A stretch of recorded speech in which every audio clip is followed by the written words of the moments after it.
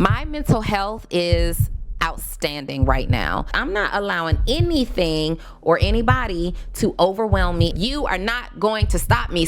I'm constantly on a journey of becoming my best self. In full transparency, I have been through the worst of the worst. Outside of all of the professional accolades, every one of us still needs to be loved. I want to operate from a place of ease and flow. There's a difference between being alone and being lonely. You need to be alone in order to hear God's voice. Just as one of God's greatest creations, I will naturally evolve.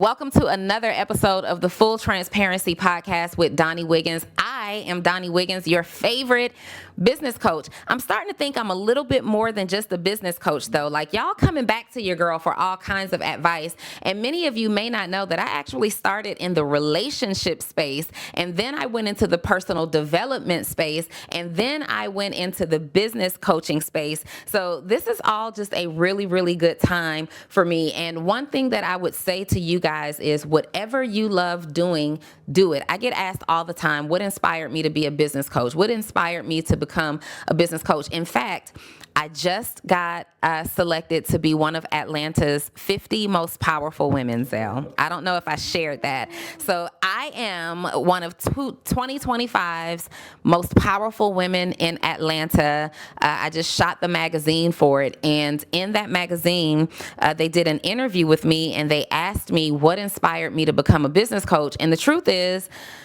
I was never inspired to become a business coach. Like, that wasn't what I was supposed to do with my life. I didn't think about it. I didn't plan for it. But the reason that I am a business coach today is because I have been unafraid to just try things. And for me, trying things came in the form of different businesses and entrepreneurship. But I wasn't just trying things and quitting on things. I was trying really, really hard things, creating these hard things, staying consistent with these things. And then I outgrew certain models, right? My circumstances may have changed, and it led me from one opportunity to the next opportunity to the next opportunity. And I know y'all who watch this regularly is like, why is she holding this mic in her hand? All right. In full transparency, literally just finished filming Social Proof Podcast. I had to travel here 20 minutes through traffic to get to this studio to film Full Transparency. We literally have to be in and out of here in about 25 minutes because I have a telehealth call with my doctor, and then the housekeeping team is coming in. So we got to be in and out and all these things anyway. So just let me hold my mic. All right. Let's get to the question. The very first question that I have today, we're taking questions from Instagram.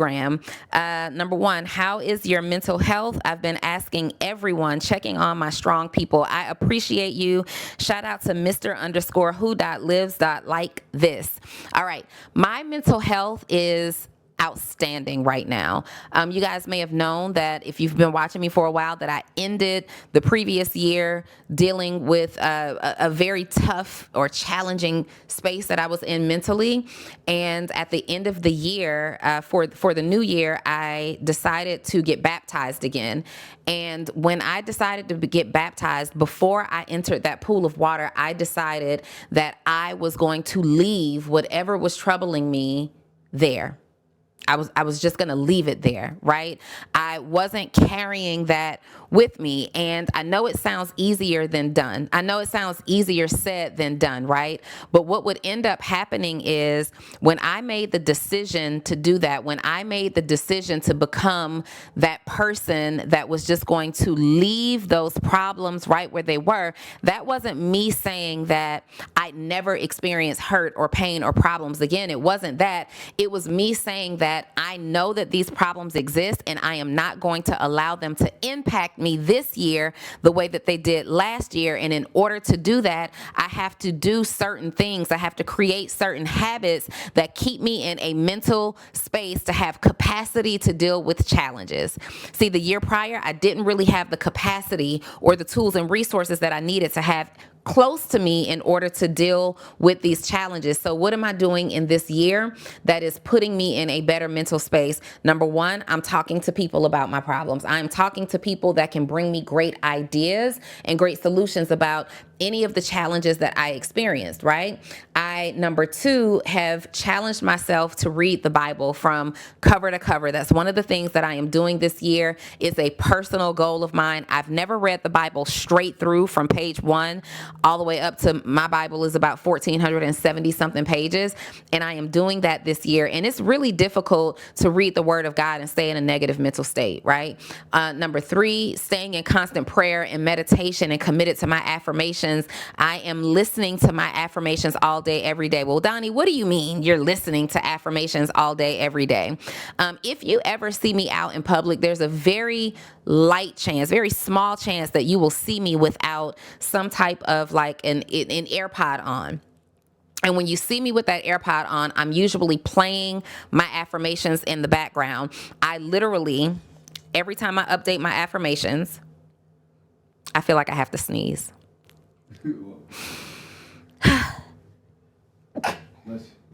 I sneeze cute, y'all. All right, bless me. Every time if I update my affirmations, I literally stand in the mirror and I say these affirmations. I am so happy and grateful to be blah, blah, blah, blah, blah. Now that I have blah, blah, blah, blah, blah, blah, I say my affirmations out loud with the energy of saying my affirmations. And so therefore, when I am driving in my car or I am shopping or doing whatever it is that I'm doing, I'm listening to the playback of those affirmations. And it's really hard to stay in a negative mental state when all you hear is your subconscious intentional programming of all the great things that you are expecting in your life. And I am resting when I need to rest. I'm not allowing anything or anybody to overwhelm me and stress me out. I just don't have the capacity for it. I know how to handle it. I know that you're coming. I know that the objections are there. I know that the challenges are there, but you are not going to stop me. See, last year, I didn't expect it. Last year, I didn't even know that I was a person that could suffer from depression because that was a feeling that was foreign to me. I had been through the worst of the worst and still had never been depressed. But this year, now that I know that it's possible for it to happen, I'm doing everything possible to protect myself. All right. Next question from KR Battle 1. What marketing strategy has worked best for you? I love this question. So I have not been able to run paid marketing via Facebook through Meta, right? My account has been banned since the first day that I tried to run ads, and it has something to do with a previous account of mine being hacked and the way that it was hacked and the violations that hacker made in my account. Meta won't allow me to run any ads. So because I've not ever been able to run paid ads through that platform, which I leverage the most, my podcast is my number one marketing channel. So between the Social Proof podcast and the Full Transparency podcast, I leverage it for marketing for my business. Now, let me tell you how it works. You may have noticed that in this year, I do not interview a whole lot of guests, whereas the last 2 years on Full Transparency, I interviewed a lot of guests.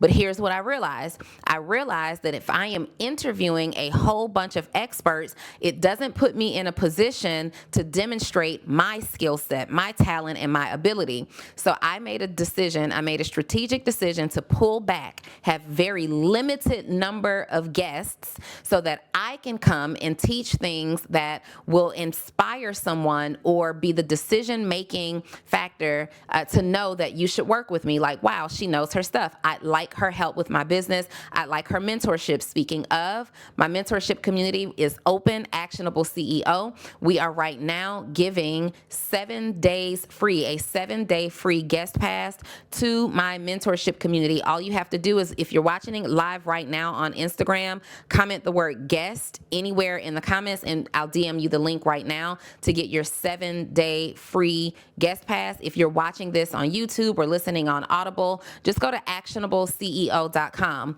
Well, I understood that if my mission was to grow my community, Actionable CEO, I have to have conversations that speak directly to CEOs. And that's how we leverage the Social Proof podcast and the Full Transparency podcast.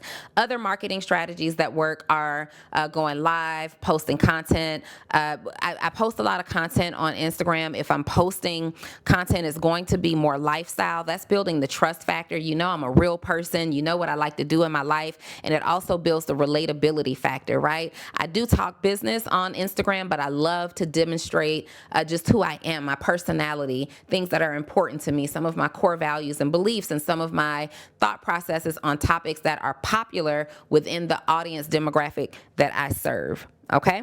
Congratulations, entrepreneur. You made the decision that this will be your biggest and best year ever in business, and I am so excited for you. It's just that you're missing something. The accountability and the mentorship that you said you need, the accountability and the mentorship that you said you were going to get this year. I know you're missing it because I'm not mentoring you inside of my community, Actionable CEO. I see everybody else. I'm looking through the names as I speak right now, and I'm seeing all the names, but I don't see yours. See, Actionable CEOs have something in common. They have three things in common, in fact. They are disciplined. They are action takers. They invest in themselves. But my favorite one is that they are action takers. Oh, wait, no, my favorite one could be that they're disciplined. It could also very much be that they invest in themselves. See, you can't do one without the other if you want major results. So I'm inviting you to check out my community, my mentorship community for entrepreneurs who are interested in personal development, professional development, and financial development. And you want to have a whole lot of fun connecting with other people in the community to network with. If I'm your girl, if I'm your person, if I'm your vibe, check out actionableceo.com right now to see if my mentorship community is the right one for you. In fact, I know it is. So just go there and hit register, join now, whatever. I'll see you on the inside. Bye. What's your plan to scale to 8 figures this year? This question is from the Retail Genius. Okay, I love it. So this year, you guys know that my goal is to generate $10 million in revenue in my company this year. And we're going to do it. And I am doing it by cutting back on a lot of stuff. I have eliminated several offers and opportunities to work with entrepreneurs the way that I have done in the past. And I know somebody's thinking, Zell, like, what? You want to make more money, but you're taking stuff off the table? Absolutely, because I am zeroing in on the main thing, and the main thing is going to be building out my platform that connects with entrepreneurs, creates resources for entrepreneurs, empowers and develop entrepreneurs. That's all I want to do. That is all I want to do. And we do that through my community, actionableceo.com. So you'll hear me talking about Actionable CEO all the time. I know that Actionable CEO is the freedom tool that I'll use to not just create freedom for myself, to not just hit my own revenue goal, but to also create freedom for entrepreneurs who trust my feedback enough to actually implement it and go out there and have a massive successful experience in their own business. All right.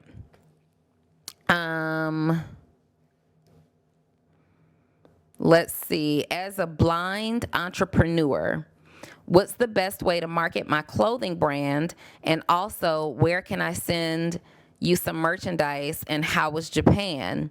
That's one of my bucket list vacation spots. That's from creative.vision13.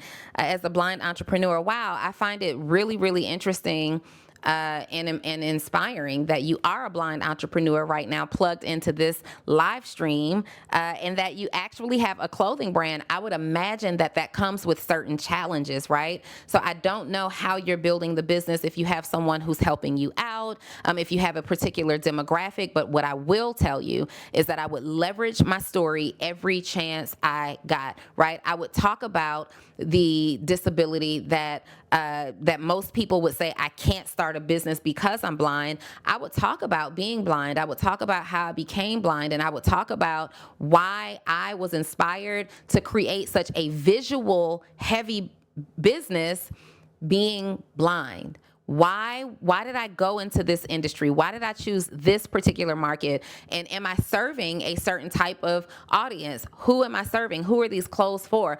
I would leverage my story, create a really compelling story. And if I am you, sometimes the difference between massive success and very little success is your inability or ability to tell your story, a story that's compelling, that will attract the right audience to you. And there are coaches available that teaches you how to put the events, the real events of your life together, the real events of your journey together into creating a compelling story that converts.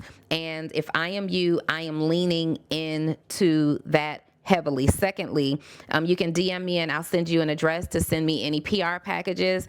And lastly, how was Japan? Japan was outstanding. Expensive, but outstanding. I'm going to say it again. Expensive. I mean, it was crazy expensive. I mean, I spent money that I did not anticipate spending in Japan, and I had a great time. I had a really great time. A friend of mine said, "Would you recommend going to Japan?" I said, "Yeah, to people who have some money." To people who have some money, because let's be real, Japan isn't coming to play. All right, Japan is not coming to play. So Milan and I, one of my girlfriends there, I went with two friends, Jaleesa, shout out to Saw XO, and Milan of Milano Di Rouge. And she sends a message, and you know, when we go places, we like to give back. We want to do things off camera. You know, we do things on camera too, but we also enjoy going into different environments and just giving wherever we are, right? And Japan was no different. And we were looking for places that we could actually give in Japan. Like, where can we go and serve in a soup kitchen, or work with some kids, or just spend one of our days there helping some people out. And in my research, I learned that Japan is one of the richest nations in the world, right? And it makes sense now, but I didn't really know. I think y'all think Japan is Thailand, and it's not. Because somebody even said to me, "Did you get one of those $25 massages?" No, in fact, I didn't. I didn't even see the option to get one. All right. Japan and Thailand are not the same. So we've got to get our places straight. Japan made me, what did I bring back from Japan? I brought back a desire to execute at a higher standard of excellence. In Japan, the culture is so rich, and not just financially. I'm talking about in standing on beliefs, standing on core values. The people there are so nice, they're accommodating, they go above and beyond. But if you step outside their policy, if you step outside their value system, they will let it be known. They don't let you come into their environment. They don't let you infiltrate their space and cause chaos or create chaos. That's when you'll see that you have a problem with the culture or the people over there. And everything operates in excellence. And the other biggest takeaway that I got from Japan is to take your time. Take your time. This is a community of people who truly operates off of ease and flow. And it's just so beautiful to watch. You see them moving consistently at a consistent pace, but you don't see anybody rushing. On the way out of Japan, we stopped because fragrances are one of my very favorite things. And everywhere I travel, especially out of the country, I want to leave with one of their authentic native fragrances. So we're shopping, we're at the store, and I am smelling these fragrances, and I'm telling the person who works there, the sales associate, that I have a flight to catch any minute now, and I need to hurry up and pick a fragrance. And she's bringing these fragrances out to me just casually, just, "Woman, you can't rush me. There's a way that we do things. You cannot rush me. You cannot take me outside of our standard operating procedures." And she's slowly bringing these fragrances over. And then I choose two of them that I want to purchase. And she's slowly wrapping them up. Even though I tell her, no, I'm in a rush. You don't have to wrap it. She's still wrapping these packages up. And she does not care that I am rushing for a flight, because they don't even process rushing. Everything happens in ease and flow. And that's something that I desire to bring back. I was so inspired by it because I am always rushing. I am always go, go, go, go, go. I left Social Proof set, ran in here, hollered at Zell, tell him, let me use the bathroom real quick, ran to the bathroom, ran out of the bathroom, sat here, and was rushing so much that I didn't even feel like putting this mic on. Let's just go, go, go, go, go, get started because I'm on a tight timeline today, and we have to do better. This is how we create overwhelm. This is how we end up creating sickness in our lives. This is how we miss out on many of the important details. This is how we skip steps. I want to operate from a place of ease and flow. All right, all right, all right, all right. What specific advice would you give life coaches on marketing? This is from, I believe, Mina Denani.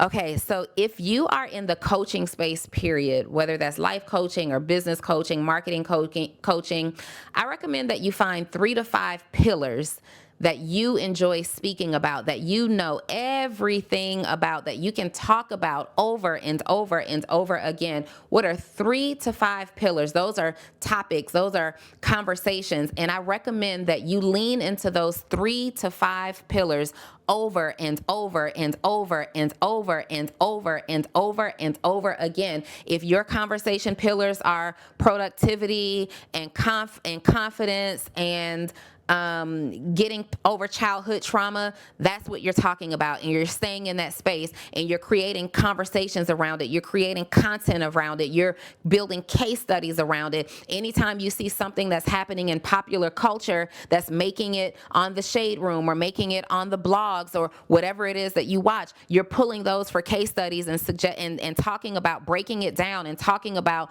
what could have been done. If this were your client, what you would advise them to do, and showing people how valuable it is to receive life coaching, to actually invest in life coaching for themselves. But pick 3 to 5 pillars. Don't attempt to be the coach that covers all areas, right? Don't attempt to be the coach that covers all areas. I'm a business coach, but I don't talk about trademarking, right? I may mention to you that you need to get a trademark, but I'm going to refer you over to my trademark attorney if you need to get a trademark. I'm not going to attempt to teach you about trademarks, even though I fully understand the process. I'm not creating content that says anything more than you need to get a trademark, because that is not my lane. All right. I focus on starting, growing, and scaling businesses. That legal business setup, I'm going to refer you out to an attorney after telling you that you need it. All right. Let's see. How do you deal with being alone or misunderstood by people while building your dream life? I have not seen my family since 2019. This is from Jacob Jefferson Chavez. Jacob, I'll have to be honest with you. There's not a business in this world that I would build that would keep me away from my family for 6 years. I'd give it all away. I'd give it all up if it meant that I had to become a person that could not access or be around or spend any time with my family. Nothing is more important to me than the love of my family. So I would encourage you immediately to think about that, right? I would encourage you immediately to reach out to your family and carve out some time, some real time, some intentional time where you're away from your phone, you're not taking calls, you're not checking business reports and things like that, and spend time with your family. Because at the end of the day, right, at the end of the day, when you're too old to work, when you've changed your mind about what you're doing to build your business, when the economy shifts and maybe even some of us go out of business, at the end of the day, when all those things happen, outside of all of the professional accolades, every one of us still needs to be loved. Every one of us still needs to be in the environment of love. Every one of us still needs to be giving love and pouring out love. So there's nothing to me that's worth that. But there are seasons. There are seasons that you will go through where you're not just pulling away from family, you're pulling away from everybody, because you can't be pressured into doing things that's going to knock you off of the course of what you're supposed to be doing. Number one, right? And so there may be seasons that you go through where you need to be a little bit more reserved, where you have to turn down the invitations, right? But I would encourage you to create a priority chart. What's most important to you in life? Don't even think about business. Don't think about business. Think about, what do you want to be known for? At the end of your life, who do you want to be sitting in those pews or in that venue celebrating your life? It won't be your LLC. It won't be your LLC. Your LLC can't send you off. Your LLC can't mourn for you. Your LLC can't eulogize you. Your LLC can't cry for you. Your LLC won't miss you. Your LLC will either be inherited or dissolved once you depart this earth. Right? So if I am you, I would be very intentionally focused on operating in seasons and communicating to my family, hey, this is what I need in this space, right? I'm going to be intentional by reaching out by phone at least once a week. I might not be able to make it on this date. I might not be able to make the family cookout this weekend, but I will be there for Christmas, and I will be there for Thanksgiving, and I will be there for this. One, being alone. I enjoy my alone time. There's a difference between being alone and being lonely, right? And we go through seasons in entrepreneurship. We go through seasons, even if you're not an entrepreneur, where being alone is required. You need to be alone in order to hear God's voice. You need to be alone in order to receive clarity. You need to be alone in order to fully download your vision. You need to be alone in order to go really deep down into some research. You need to be alone during certain seasons of your life, but that doesn't necessarily mean lonely. And if you're feeling lonely, then I believe that that is your inner being telling you you need to be connected to companionship. You need to go. That's when you need to go out and you need to talk to your family. You need to go out and maybe you need to try a date. You need to go out and you need to be in the environment or the company of your friends. Lonely isn't a feeling that you should be plagued with throughout your life. Very, very small periods of time. And then also when we say things like we're misunderstood by people, sometimes I have to push back on that. Are we misunderstood, or are we mismanaging our relationships? Are we misunderstood, or are we changing in a way that's not complementary to the friendships and the relationships that we've created? Sometimes while we're on this journey to acquiring wealth and success and achieving our own goals, sometimes we create monsters within ourselves, and it's just not easy to be around you. It's not desirable to be around you. Nobody wants to be around you because you turned into this person that's constantly judging all the people around you. You're not reading books. Oh, I can't be around you. You're not thinking exactly like me. I can't be around you. And you push people away. So I would ask you to think about the truth. Are you being misunderstood, or have you turned into a person that's not desirable to be around? Last question, because I got to get out of here. Let me get one.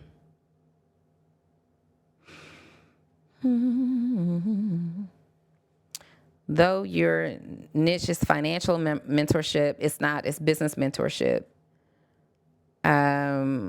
Do you think, I think you're trying to ask me, have I evolved? Do I think I've evolved in all aspects of my life? Yes. Being a coach, being an entrepreneur, being a woman requires me to evolve on a daily basis, on a regular basis. Like, it's almost impossible to be in existence and to grow. Like, if I'm constantly on a journey of becoming my best self, I am constantly on a journey of seeking out resources, tools, people, and environments that encourage and inspire me to be my very, very best self. And so if I am becoming my best self as a coach or not, as an entrepreneur or not, just as a woman, just as one of God's greatest creations, I will naturally evolve. Now, being a business coach adds layers. It adds layers of understanding. It adds layers of curiosity. It adds layers of awareness that might accelerate my growth and accelerate my evolution. But regardless of what you're doing for a career choice, your goal should always be focused on becoming the best, highest version of yourself. And in order to do that, it requires evolution. Naturally, it's going to require evolution. All right. Let me try to get one more question in before this call comes in. Hold on one second. I'm going to keep going until my phone rings. Oh, there's my call. There's my call.